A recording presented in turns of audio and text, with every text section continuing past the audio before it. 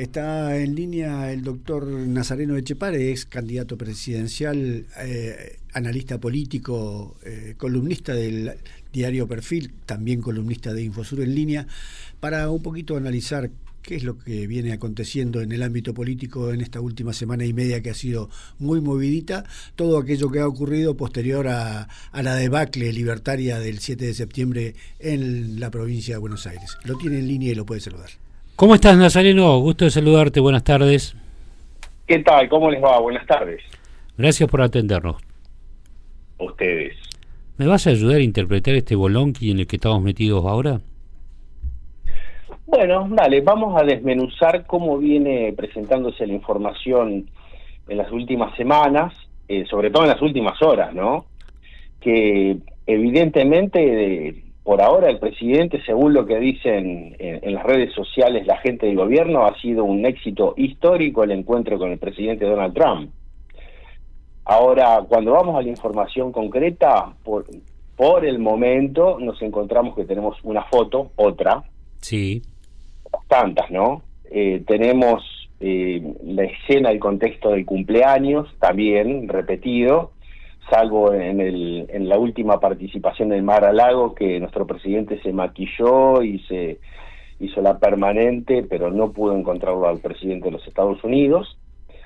Tenemos el regalo de un tuit impreso, no firmado, pero por lo menos es una linda carpetita con un tuit impreso, un manifiesto apoyo a un proyecto reeleccionario, sí, que fue igualito al de Mauricio Macri, pero a Macri le ganó Alberto Fernández, que obviamente sabemos cómo terminó aquella historia, y además hubo en aquel momento un apoyo que se reflejó en un préstamo de 57.000 millones, que obviamente se usó para el carry trade de Caputo, y obviamente fue el Fondo Monetario el que pidió la eyección de Toto en aquel momento.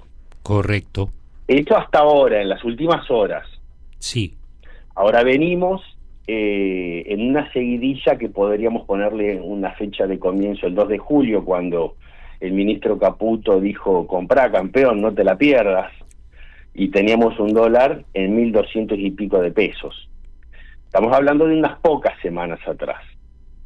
Entonces ahí esto nos lleva a hacer un análisis un poco más profundo, en el cual tendríamos que ver las dimensiones tanto política, institucional y económica del país. Ahora, cuando empezamos a trabajar sobre esos aspectos, hacer un desglose muy pormenorizado, nos vamos a encontrar que en las últimas horas, antes de este gran evento histórico, como decía recién, nos encontramos que el presidente viajó de urgencia a Córdoba para seguir con la campaña nacional, en la cual no transmitió ninguna idea, proyecto, mensaje o perspectiva de futuro del pueblo cordobés, donde se supone que era o sería el electorado más fuerte que tenía por aquel entonces, en el 2023, lo que se arrastraba de la época de Mauricio Macri. Correcto. Donde solamente se habló de que Conan es cordobés. Sí. Ole, ole, Conan.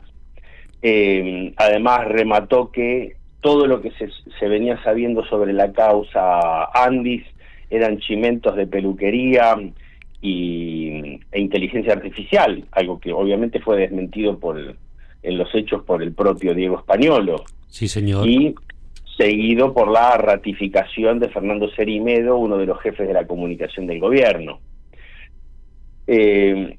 Cuando vamos de lleno al primer aspecto, al institucional, nos damos cuenta que el gobierno viene comiéndose palizas históricas, estas sí son históricas de verdad, en cuanto a no ratificar, o más bien oponerse a los vetos presidenciales, en distintas materias. En el caso del Senado de la Nación fue por el tema de los ATNs y la cuestión de discapacidad, donde superaron no 2/3 de las mayorías agravadas, 3/4, y en el caso de diputados también se volvió a repetir esta cuestión de los 3/4 en otras materias, como en el caso del tema Garraham, o sea, emergencia pediátrica y financiamiento universitario. un descontrol dentro del bloque de los aliados. Léase el pequeño escándalo que tuvo Cristian Ritondo, quien aspira, por lo que sabemos, a presidir la Cámara de Diputados, con su propia gente, léase Silvia Los Penato, y después, obviamente, como decía, el agravamiento de la cuestión de la causa Andis, porque no solamente tenemos estas declaraciones, no descartamos que haya alguna conexión en el futuro con el tema fentanilo, que hoy tiene más de 100 muertos, y obviamente nos faltaba el papelón mediático de Patricia Bullrich vinculando todo este tema con espionaje ruso y bolivariano y demás. Ahora te hago un punto aquí porque justo estaba haciendo más o menos el mismo revisionismo que vos y arrancamos el programa hoy diciendo que se está llegando a un punto límite que inclusive tiene hasta una gravedad constitucional, como es este tema de precisamente la ley de discapacidad, que por un acto administrativo quieren borrar una ley sancionada por el Congreso y promulgada, que podría provocar desde el 94 a la fecha el primer acto de pedir una moción de censura. Bueno, acá lo que tenemos que tener claro es que Javier Milei es un buen alumno del kirchnerismo, y así como en su momento Cristina o Néstor hicieron caso omiso a restituir al Procurador General de Santa Cruz a su cargo, obviamente que esto vendría a ser lo que Milei dijo: voy a judicializar la decisión del Congreso. Ahora bien, como te decía recién, estamos hablando de un Congreso que ya es inmanejable, que todos los tratamientos que se hacen tienen mayorías agravadísimas de 3/4, lo cual, si realmente, causales de juicio político no faltan, sobran. Sí.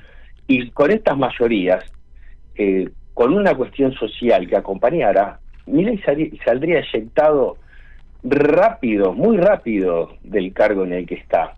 Con lo cual, el presidente juega al límite. No sé si sería parte de una estrategia que el día de mañana lo terminen echando y digan: no me permitieron llevar a cabo el milagro libertario, pero la realidad nos está diciendo, más allá de este Disney World en el que nos hace vivir Caputo, de tasa, de valor del dólar, etcétera, que la industria está en uno de los peores momentos de su historia. Cuando uno analiza la utilización de la capacidad instalada, y nos dicen que es de un 58%, esto ocurre porque tanto en el sector petrolero, que da una mínima cantidad de empleo, o en el caso de en el caso de la producción de alimentos, que está en el 65%, que también es baja, el resto de las áreas, llámese automotriz, manufacturero, mecánico, sí. Caucho, textiles, están todos en torno al 43-44%. Esto es una desgracia fenomenal, y que no hace falta ser muy inteligente para darse cuenta que deriva en una crisis económica y social en el cortísimo plazo, porque es insostenible. Esto está hablando de falta de empleo, mala calidad de empleo, pobreza, y que obviamente la gente no come. O sea, cuando uno dice, no tiene que resultar como una frase trillada, sino de una verdadera realidad. Estas son las cosas en las que hacen pensar que el mercado no le cree a Milei, y por eso del famoso comprá campeón del 2 de julio pasado, de un dólar de 1.235 pesos, rápidamente trepó todo a 1.500. Sí. Sea el oficial, el blue, el dólar turista, que estaba casi en torno a los 2.000 pesos, y que obviamente es el mercado el que está diciendo: agreguemos el riesgo país, que también estaba en torno a los 1.500 puntos.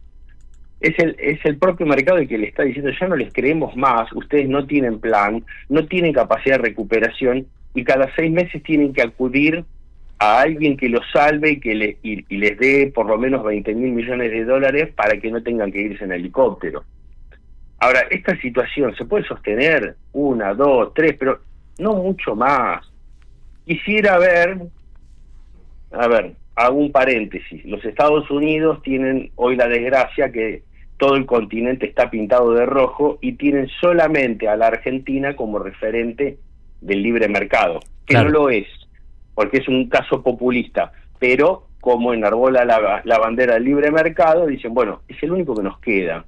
Y si a este tipo no lo ayudamos, mañana puede ser una locura y girar hacia China, Rusia, India, etcétera. Claro. A los BRICS. Le hace BRICS. Entonces, necesitan ayudarlo, pero también dicen, si les damos la plata... Esto se la fuman. Sí, claro. Entonces, cuando uno analiza la foto de la cumbre, vos tenías de un lado al presidente Donald Trump, al canciller Marco Rubio y al secretario del Tesoro Scott Bessent. Sí. Y del otro lado, cuando Trump pregunta, dice, usted es el presidente argentino, la de al lado, ¿quién es? No, la secretaria general de la presidencial. ¿Vino por el 3% o vino con una torta para que degustemos en Mar-a-Lago? Y después, recién teníamos a Wertheim, al canciller Wertheim, que probablemente sea el peor que recuerde la historia de la Cancillería. No tenemos nada para mostrarle al mundo. Y estamos viviendo de sobresalto en sobresalto, porque realmente si hace pocas horas atrás el ministro de Economía dice que iba a liquidar todos los dólares que fueran necesarios para en el techo de la banda, lo primero que logró era que Cristalina Georgieva, la titular del Fondo Monetario, escupiera el café. Claro. Y le cancelase una reunión. A este tipo le dimos la plata y este nos dice abiertamente en la cara que va a rifar todo lo que tenga a mano para sostener esta irrealidad de la economía. Entonces, del otro lado, el presidente de los Estados Unidos, cuando consulta a su gente, dice, che, a esta gente le vamos a dar plata, ¿cuánto le vamos a dar? Porque una cosa es el costo que tengamos que pagar en términos de geopolítica, que es para lo único que nos sirven, y la otra es entregar todo en saco roto, porque obviamente que nos van a decir gracias y van a liquidar los dólares en un ratito. Sí. Entonces ponen en una situación incómoda al presidente de los Estados Unidos. De ahí es que yo le diría a la gente que en esto sean muy precavidos, esperemos. No sé si es probable que alguna ayuda reciban, no sé si la que esperan. Nos enfrentamos a un escenario electoral que probablemente sea parecido al de septiembre, pero esta vez a nivel nacional, sencillamente por el motivo que te decía recién. Claro. Si vos tenés a todas las industrias en torno al 40 y pico % de la capacidad instalada, 40 y piquito, porque ni siquiera es cerca del 50, estamos hablando de una situación por lo menos explosiva, que tenemos que compararlo con los momentos más delicados de la economía argentina. Claro, vos recién hacías un paralelismo con el abrazo en su momento con Macri, pero te hago un punto ahí y te digo, pero esto fue cerca del proceso de renovación de autoridades, no en medio término. Es mucho más largo el camino. Exactamente. Bueno, el préstamo, y a ver, desde el gobierno de los Estados Unidos lo decían abiertamente, era para que Macri pudiera reelegir. Sí. Ahora bien, estábamos en un escenario en el cual ellos no se imaginaban que Caputo se iba a fumar los dólares de la manera que lo hizo, y que lo tuvieron que prácticamente echar ellos. Sí. Ahora ya tuvimos esta experiencia, ya lo volvieron a ver cómo él empezó a fumarse los dólares que le dio el Fondo Monetario, previo devaluación, previo un gran blanqueo que no le funcionó, es decir, agotaron todo lo que tenían a mano para sostener este esquema que es absolutamente inviable. Ahora, creo que ya aprendieron en el camino que a esta gente no se les puede dar un centavo. Y si a eso le sumamos que tienen un grave problema interno, porque es un gobierno que implosiona, tenemos un presidente que no puede desconocer lo que hace la hermana, es obvio que sabe todo lo que hace, sí, y que esta vinculación con las causas de corrupción que la llevan a no soltarle la mano a su entorno, léase Eduardo Lule Menem, Sebastián Pareja, Martín y Penem, etcétera, etcétera, lejos de, luego de los fracasos o las fracaso electoral en el caso de Pareja, o vinculaciones a causa de corrupción, lejos de abrirse de ellos, cerraron más filas y volvieron a presentar la famosa, entre comillas, mesa política nacional, que era lo mismo de siempre, pero con una mesa. Entonces, está hablando de un gobierno que está agotado prácticamente, como te decía, en lo político, porque no puede ofrecer candidatos de cara a octubre, porque cuando uno revisa las listas te vas a encontrar que ese armado Pareja y del Nene Vera no deja de ser una mezcla de ruflas, OnlyFans y barra bravas, o el capital de figuras agotadas, o mismo en el caso del primer candidato a diputado nacional, quien volteó ficha limpia, es decir, son todas personas que trabajan para un esquema que yo le diría que tiene más que ver con lo delictivo que con lo político que beneficia al país. Sí. Lindo panorama. Nazareno, como siempre, es un placer charlar contigo cada tanto, seguramente días antes de lo que será la etapa electoral de octubre seguiremos charlando, porque bueno, ya tendremos quizá una panorámica más abierta de lo que puede llegar a pasar, particularmente con números, con lo que suceda luego de esto histórico, comillas, que pasó hoy, y mirando seguramente con asombro lo que seguramente suponemos esta película, como decimos, ya la vimos, puede llegar a pasar, ojalá que no se repita, ¿no? Un gusto hablar, como siempre, con ustedes, y bueno, nos hablamos cerca de las elecciones. Les mando un abrazo. Igualmente, Nazareno Etchepare, abogado, analista político,